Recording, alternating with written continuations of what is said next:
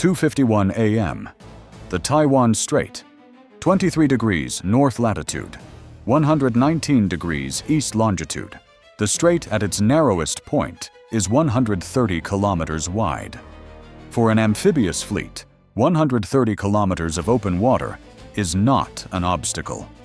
It is a transit corridor, a transit that takes approximately 4 hours at 16 knots for a modern landing ship. A transit that had been rehearsed in modified form 11 times in the preceding 3 years, under the designation of routine military exercises. A transit that the plan had calculated it could execute with sufficient speed to establish a beachhead on Taiwan's western coast before any U.S. military response could generate the sortie volume necessary to affect the outcome on the ground. The calculation had 3 premises. First, the U.S. carrier strike groups in the Western Pacific would require a minimum of 18 hours to close to within effective strike range of the strait after the operation began, assuming they were at their assessed positions east of the Philippine Sea. Second, the political authorization for U.S. military engagement in a Taiwan scenario would consume between 4 and 8 hours of NSC deliberation before kinetic action could begin. Third, the U.S. submarine force in the Western Pacific, while capable of anti-surface operations, would be reluctant to engage a landing fleet conducting an operation adjacent to a contested territorial zone without explicit political authorization that would take as long to receive as the surface force's authorization. All 3 premises were analytically coherent. The third one was wrong. The authorization for U.S. submarine engagement of Plan Amphibious forces conducting a cross-strait operation had been issued 22 days earlier, in a classified directive that pre-authorized immediate defensive action by U.S. submarine assets operating in the Taiwan Strait approaches upon confirmed observation of a PLAN amphibious force in cross-strait transit. The directive had been issued not in response to the current operation, but in response to the previous year's tabletop exercise that had identified the authorization timeline as the single most operationally significant variable in any Taiwan contingency. The pre-authorization had closed that variable before the scenario began. At 2:51 a.m., the plan's Eastern Theater Command activated the cross-strait operation. The opening phase commitment was the largest amphibious fleet assembled in Chinese military history. 47 Type 071 landing platform dock ships and Type 075 landing helicopter dock ships, each capable of carrying 800 to 1,500 troops, armored vehicles, artillery, and landing craft, had been staged at Xiamen, Quanzhou, and Fuzhou over the preceding 11 days under the operational cover of what had been publicly designated a combined arms exercise. Accompanying them, 34 Type 054A and Type 05 2D surface combatants providing close escort and air defense, 28 Type 022 missile boats in forward screening positions, 6 Type 039A conventional submarines running submerged ahead of the main fleet, and 312 Plan Air Force J-16 and J-20 fighters providing continuous air superiority coverage over the strait from the Chinese coastal zone. The crossing timeline at 16 knots, 4 hours and 6 minutes from departure to the first designated landing zones on Taiwan's Yunlin and Changhua coast. The plan's operational assessment had modeled the U.S. submarine response as the primary near-term risk to the landing fleet. 3 U.S. Virginia-class SSNs were assessed to be operating in the Western Pacific with possible access to the strait approaches. The assessment had identified their probable patrol areas, estimated their transit time to engagement range, and had assigned the 6 Type 039A screening submarines specifically to detect and engage U.S. submarine contacts before they could reach weapons range of the landing fleet. The assessment was partially correct. There were not 3 Virginia-class submarines with access to the strait. There were 5. USS Hawaii had been holding a position 80 kilometers northeast of the Penghu Islands for 6 days, a position selected by Pacific Fleet based on the amphibious fleet's staging pattern and the geometric calculation of which position provided the optimal engagement corridor for northbound transit traffic through the Strait's central channel. USS Vermont was 140 kilometers south of Hawaii's position, covering the southern approach route. USS Washington was 190 kilometers north, positioned to engage the northern element of any fleet that split its transit into multiple columns. USS Oregon had transited the Luzon Strait 3 days earlier, under acoustic cover provided by a commercial shipping surge that Pacific Fleet had been tracking and had judged would degrade the Type 039A screening submarine's passive detection capability during the transit window. USS Colorado was further east, positioned not for immediate engagement, but to cover any planned submarine that survived the initial exchange and attempted to pursue withdrawing U.S. assets. All 5 had received the pre-authorized engagement directive 22 days earlier. All 5 had reviewed their current target package at 12-hour intervals for the preceding 6 days.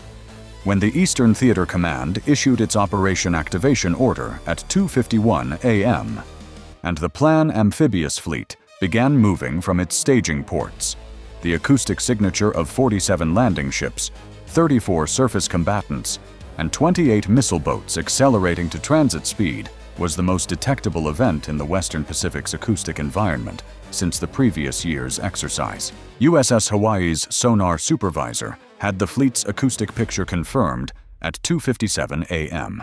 USS Hawaii's commanding officer had been awake since 2:31 a.m. when the acoustic environment had begun showing the preliminary signatures of a large fleet preparing to get underway. He had the engagement solution for the lead element of the landing fleet calculated by 3:04 a.m.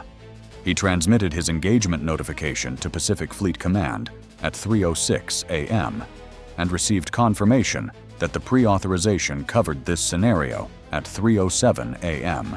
He fired his first Mark 48 ADCAP at 3:09 a.m. The Mark 48 was not his only option. The Virginia-class carries a mix of Mark 48 torpedoes and LRASM anti-ship missiles in its launch tubes.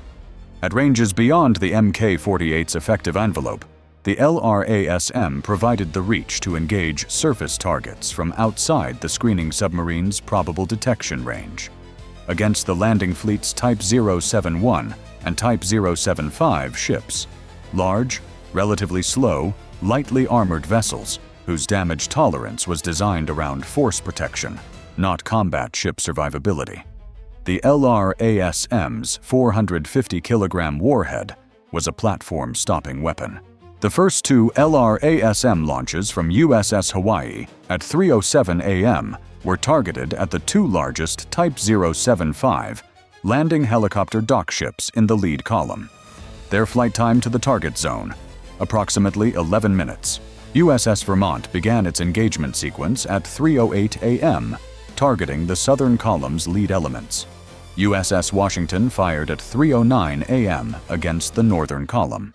USS Oregon, holding its position to the east of the main transit corridor, waited for the Type 039A screening submarines to reveal their positions by reacting to the first engagements before committing its own weapons.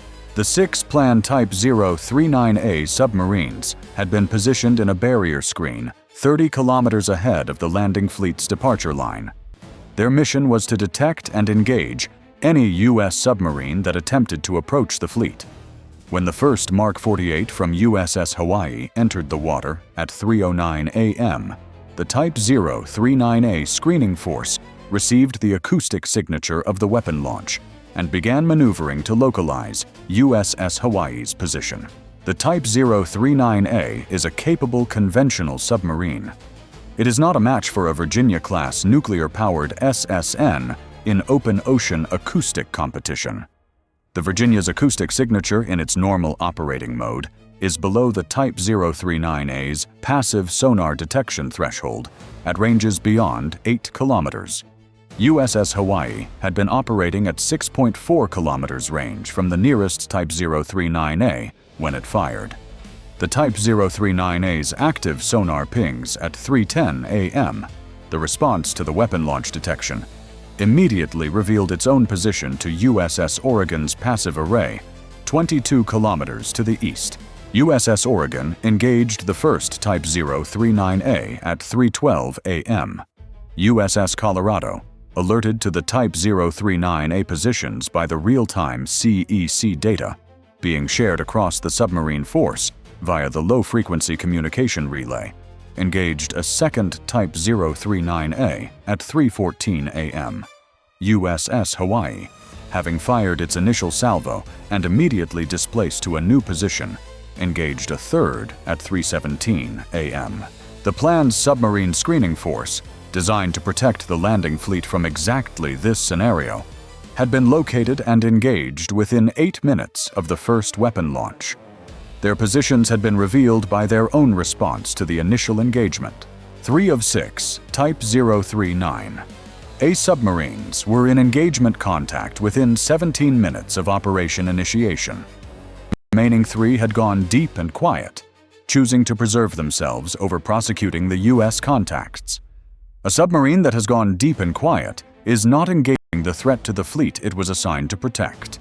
The LRASM from USS Hawaii reached the lead Type 075 at 3:18 a.m. A Type 075 is 250 meters long, displaces 40,000 tons, and carries 30 helicopters, 6 landing craft, and 1,200 troops with vehicles and equipment. Its damage tolerance is designed for the threat environment of an amphibious operation: small arms, anti-tank missiles, artillery. It is not designed to absorb a 450-kilogram warhead detonating in its vehicle deck. The LRASM's impact on the lead Type 075's starboard side at the waterline created structural damage that the ship's damage control teams assessed in the first 4 minutes as progressive flooding at a rate they could not contain without reducing speed to near zero. At 3:19 a.m., the lead Type 075 transmitted a speed reduction order and a damage report to Eastern Theater Command. The second LRASM from USS Hawaii reached the second Type 075 at 3:19 a.m. Similar result: waterline impact, progressive flooding, speed reduction. The 2 largest ships in the lead column of the largest amphibious fleet in Chinese military history were taking on water 28 minutes into their 4-hour crossing. By 3:30 a.m., the combined submarine force had placed 14 LRASM and 11 Mk-48 torpedo weapons against the landing fleet. The fleet was not a military fleet optimized for surviving this engagement. It was a transport fleet optimized for delivering forces. Its surface combatant escort was generating SM-6 and HHQ-16 intercepts against the incoming LRASM. Of 14 LRASM launched in the first wave, 8 were intercepted by the escort's air defense. 6 reached their targets. 6 LRASM impacts on Type 071 and Type 075 landing ships in the first 39 minutes. The escort's VLS was not unlimited. By minute 39, the 4 Type 054A frigates closest to the impact zones had each expended between 40% and 65% of their HHQ-16 ready load against the submarine-launched LRASM package. The Type 022 missile boats had surged forward and were attempting to localize U.S. submarine positions using active sonar, producing a high-noise acoustic environment that ironically degraded the Type 039A survivors' own ability to maintain passive tracking on the U.S. submarines. At 3:22 a.m., the B-2 component activated. 2 B-2 Spirit aircraft that had been airborne from Whiteman Air Force Base on extended patrol since the previous evening received their strike package update at 3:16 a.m. as the amphibious operations initiation was confirmed. Their assigned targets were not the landing ships. The submarine force was managing the landing ship engagement with greater precision than a B-2's weapons load could achieve against moving maritime targets in a contested strait. The B-2S were assigned to the surface combatant escort, specifically the 3 Renhai-class cruisers and 4 Type 052D destroyers that provided the landing fleet's primary long-range anti-air and anti-submarine warfare capability. Removing the Renhai cruisers from the escort removed the fleet's SM-6 equivalent intercept capacity. Removing the Type 05 2D destroyers removed its active sonar ASW capability. A landing fleet without long-range air defense and without ASW cover was a landing fleet that the submarine force could engage with significantly reduced risk. Each B-2 carried 12 JASSM-ER at standoff range. The JASSM-ER's low observable approach profile and terrain-following guidance made it viable against surface combatants at sea. The radar cross-section of the JASSM-ER against the fire control radars of a Type 05 2D was not zero, but it was sufficiently reduced to compress the intercept window to a range where the HHQ-16's kill probability was degraded below 50%. The first JASSM-ER impacts on escort surface combatants were confirmed at 3:44 a.m. Of 24 JASSM-ER from the 2B2S, 14 reached their designated escort targets. 3 Renhai cruisers received between 1 and 3 impacts each. 2 Type 05 2D destroyers received JASSM-ER impacts on their bridge and combat system structures. 1 Type 054A frigate was also engaged. All targets were assessed as combat degraded. 2 were assessed as non-operational. By minute 47 of the operation, the United States had expended $2.2 billion in precision munitions and interceptors. The figure included the 5 submarines, Mark 48, and LRASM expenditure, the B-2 JASSM-ER package, and the EA-18G Growlers from USS Reagan that had been providing electronic suppression of the Plan Coastal Air Defense radar network since 3:15 a.m. Suppression that had degraded the J-16 and J-20 air superiority coverage by reducing their ability to receive ground-controlled intercept guidance against the B-2s operating at altitude over the strait. The plan's response to the submarine engagement had been rapid and comprehensive. The Eastern Theater Command had immediately redirected 47 J-16 aircraft from air superiority tasking to anti-submarine warfare patrol mode over the strait, flying search patterns designed to localize U.S. submarine positions using airborne sonar buoys and magnetic anomaly detection equipment. This redirection consumed almost half of the plan's air superiority coverage over the strait and reduced the J-20 air superiority force from 312 aircraft to 265. It did not locate a single Virginia-class submarine. The Virginia-class's acoustic signature in evasion mode after firing was below the airborne ASW system's detection threshold, at the operating depths the submarines had moved to immediately after each engagement. At 3:51 a.m., the plan executed its reserve option. The reserve was not more landing ships. The reserve was a change in the defensive architecture for the crossing. Eastern Theater Command ordered the 6 Type 05 5 Renhai cruisers that had been held in reserve at Zhoushan Naval Base, the most capable surface combatants in the plan inventory, each carrying 112 VLS cells with a mix of anti-ship, anti-air, and ASW weapons, to immediately transit south and reinforce the landing fleet's escort. Their transit time to the strait, approximately 4 hours. They would arrive after the landing fleet's intended beachhead timeline. They would arrive, if they arrived, in a strait where 5 Virginia-class submarines had already demonstrated engagement capability and had not yet been located. The political authorization for the full U.S. strike package against the Eastern Theater Command's land-based launch infrastructure, the J-16 and J-20 air bases supporting the operation, and the planned naval facilities at Xiamen and Quanzhou, was received at 3:58 a.m., 67 minutes after operation initiation. 67 minutes of submarine and B-2 engagement had preceded it. The authorization was not the beginning of the U.S. response. It was the expansion of a response that had been executing under pre-authorization for 67 minutes. At 4:04 a.m., The first Tomahawk from USS Hawaii's second salvo impacted the Xiamen Amphibious staging facility. Virginia-class submarines carry Tomahawk cruise missiles, as well as Mark 48 torpedoes and LRASM. USS Hawaii had been conserving its Tomahawk load specifically for the land-based follow-on strike.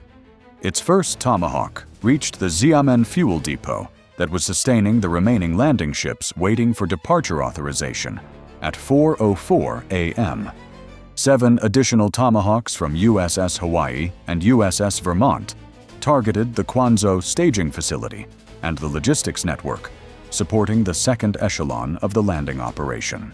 The second echelon, 31 additional Type 071 landing ships that had been staged for departure 90 minutes behind the first echelon, received a hold order from Eastern Theater Command at 4:09 a.m. The order was not a cancellation. It was a reassessment pending damage assessment from the first echelon's engagement and pending the Type 055 reinforcement transit. The first echelon was still in the strait. Of the original 47 Type 071 and Type 075 ships, 8 had sustained significant damage from LRASM and Mark 48 impacts. 2 Type 075s were non-operational and losing way. 11 surface combatants in the escort screen had been degraded or rendered non-operational. The fleet was still moving, slower, with reduced escort coverage, with its ASW screen having been engaged and partially neutralized, and with 5 Virginia-class submarines that had not been located still positioned in the strait's engagement corridor. The crossing was 68 kilometers complete. 62 kilometers remained to Taiwan's western coast. 4:11 a.m. USS Hawaii. Torpedo room. The weapons officer had managed the loading cycle through 2 complete reload sequences in the previous 62 minutes. The Virginia-class carries 25 weapons in a combination of torpedo tubes and dry storage. USS Hawaii had fired 9 Mark 48 torpedoes, 4 LRASM, and 7 Tomahawk land attack missiles in 62 minutes of continuous operations. Her ready load was at 42%. The weapons crew had performed 2 reload operations from dry storage in that window, working in a space designed for exactly this sustained operational tempo against a target environment that was producing more valid firing solutions than the remaining weapons load could service simultaneously. The weapons officer submitted his ready load status report to the commanding officer at 4:11 a.m. The report included a calculation. At the current target, density, and engagement rate, USS Hawaii's remaining weapons would be expended within 41 minutes if the fleet continued its current transit speed. After that, USS Hawaii would need to withdraw to a replenishment rendezvous point 340 kilometers east. She would not be the last submarine in the strait. USS Vermont had 61% ready load. USS Washington had 74%. USS Oregon had 83%. USS Colorado had 91%. The strait was not going to run out of U.S. submarine capacity before the landing fleet ran out of crossing distance. Time from first plan amphibious movement detection to first U.S. weapon impact on landing fleet, 27 minutes. Time from first weapon impact to first JASSM-ER impact on escort surface combatants, 35 minutes. Time from operation initiation to full U.S. strike authorization expansion, 67 minutes. Planned landing fleet composition at initiation, 47 Type 071 and Type 075 landing ships, 34 surface combatant escorts, 28 Type 022 missile boats, 6 Type 039A screening submarines. Plan assets engaged through first 72 minutes, 8 Type 071 and Type 075 landing ships with significant structural damage from LRASM and Mark 48 impacts. 2 assessed non-operational. 5 surface combatant escorts rendered non-operational by JASSM-ER. 3 additional surface combatants assessed as combat degraded. 3 Type 039A screening submarines engaged and assessed as non-operational. 3 Type 039A surviving in evasion posture. Xiamen and Quanzhou staging facilities engaged by Tomahawk. Logistics support for second echelon degraded. U.S. weapons expended through first 72 minutes. 9 Mk-48A DCAP from USS Hawaii. 6 Mk-48 from USS Vermont. 4 Mk-48 from USS Washington. 3 Type 039A engagements shared across USS Oregon and USS Colorado. 14 LRASM total from submarine force. 7 Tomahawk from submarine force. 24 JASSM-ER from 2B2s. Total cost of 72-minute U.S. engagement. Approximately $2.2 billion. U.S. assets. 0 U.S. submarines or aircraft sustained damage. All 5 Virginia-class submarines combat effective at varying ready load levels. B-2 aircraft recovered to Diego Garcia without engagement. EA-18G Growlers returned to USS Reagan with full weapons load. Their mission had been electronic suppression, not kinetic engagement. The second echelon hold order remained in effect at 72 minutes. The plan's crossing calculation had correctly identified the political authorization timeline as the critical variable, and had pre-planned a 67-minute window for the first echelon to achieve landing zone proximity before any authorized U.S. strike response could develop. What the calculation had not modeled was that the pre-authorization directive, issued 22 days earlier, had removed the authorization variable entirely from the submarine force's operational timeline. The first U.S. Mark 48 had entered the water at 3:09 a.m., 18 minutes after the operation began, 49 minutes before the political authorization for expanded strikes was received. The 18-minute response time had not come from a political decision cycle. It had come from a pre-calculated firing solution and a commanding officer with a directive that was already signed. The plan's crossing had been designed around a timeline that no longer existed. The first echelon was 68 kilometers across. The second echelon was on hold. The Type 055 reinforcement was 4 hours behind. 5 Virginia-class submarines with a combined ready load sufficient for extended operations were positioned between the fleet and Taiwan's coast. The 130 kilometers of the Taiwan Strait had not become a barrier. They had become an engagement zone,